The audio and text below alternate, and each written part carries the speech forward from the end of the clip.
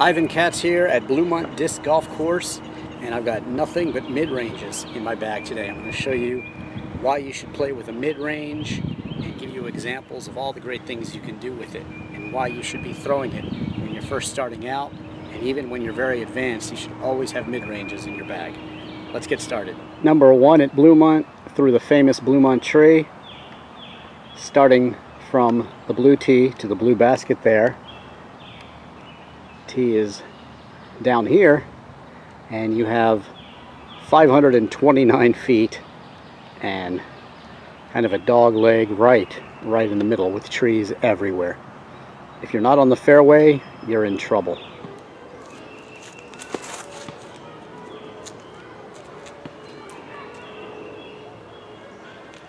Pretty good start with the dart, but still a lot of trees in the way and a long, far way to go.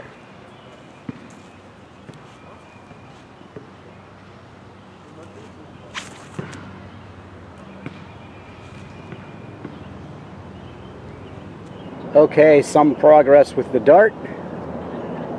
Still a long way to go, but I think we can get pretty close this time, hopefully.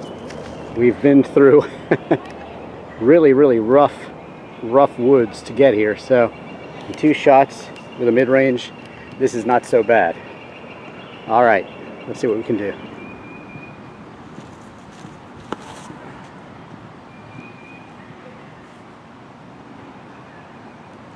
Okay, nice shot there with the dart, getting me definitely within the circle.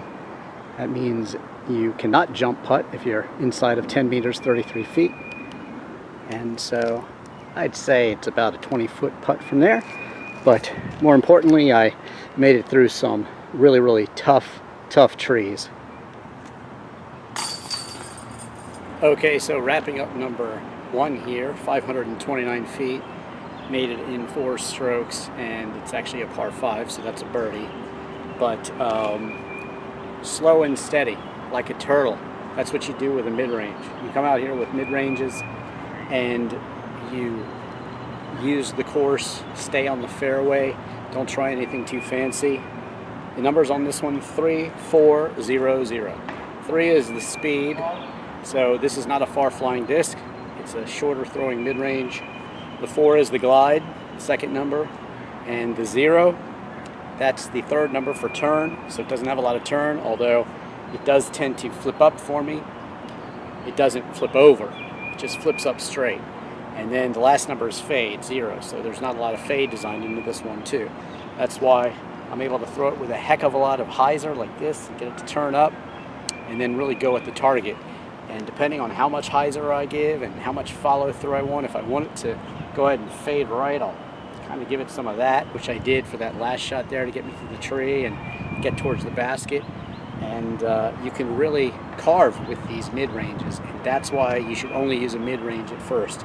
Come out with a dart, come out with a cobra, your favorite mid-range. A lot of people like to rock and just throw, and then move on to your drivers, control drivers, and fairway drivers, and then eventually your distance drivers as well. The lower the speed, the easier it should be for you to throw. So if you're starting off and you see an 11, 12, 13 on your discs, maybe even a 10 or a 9, that's too much disc for you. You might want to go to something with a smaller number at first. It'll be easier for you to control.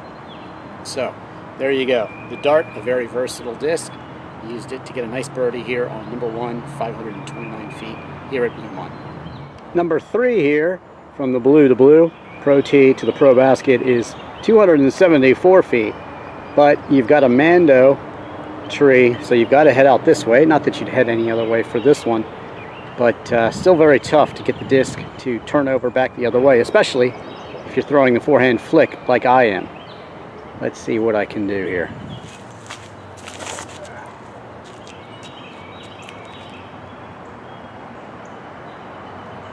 The Vibram Summit, that's right, that's how you pronounce it according to the founder. Going for the mound here, same one we shot to on number 1. Tough shot, but it's just outside of the circle. I'd say 45, 50 feet. So tough shot, but hopefully we can do it. Still a good result because we came all the way from up there with all those trees and the hill. Very tough to get this thing to turn over and head towards the basket. So good result here ultimately.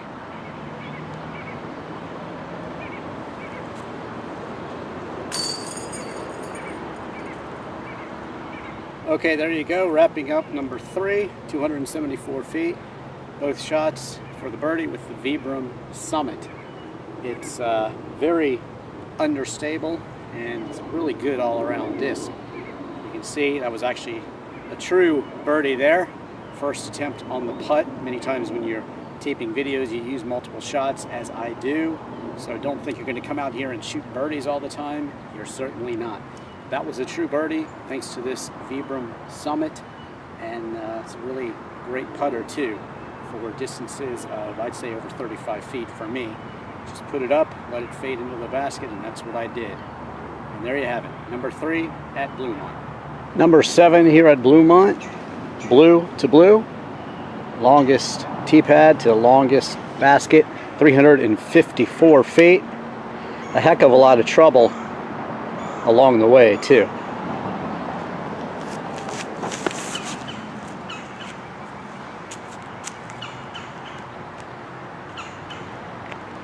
Okay, very predictable. Thrown with a lot of hyzer. Halfway there. Still got a ways to go to the basket.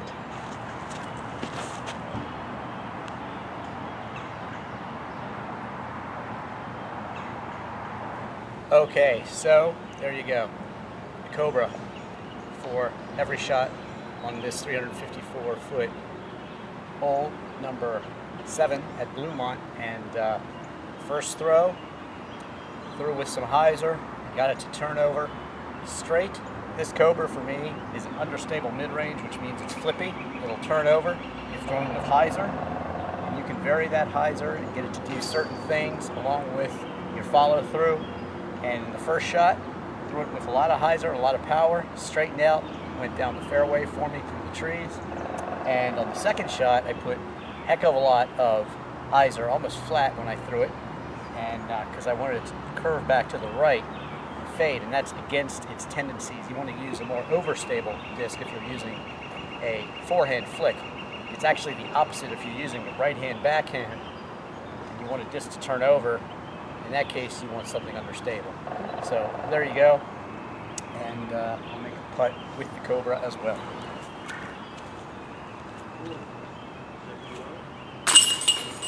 And so there you have it, the mid-ranges. Definitely have one in your bag at all times if you're a beginner. It's really all you should be using to learn the game and learn what these discs do and learn how to control them.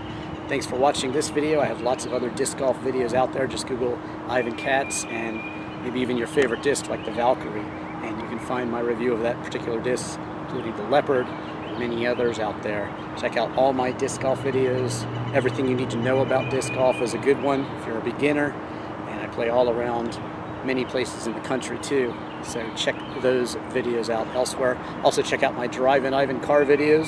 See my Jag hat? Got many Jaguar car reviews out there if you're interested in those, and check out my documentaries, my literal video for Chris Isaac's Wicked Game. Of course, follow me on Twitter and Instagram, and subscribe to me here on YouTube. Thanks for watching. I'm Ivan Katz.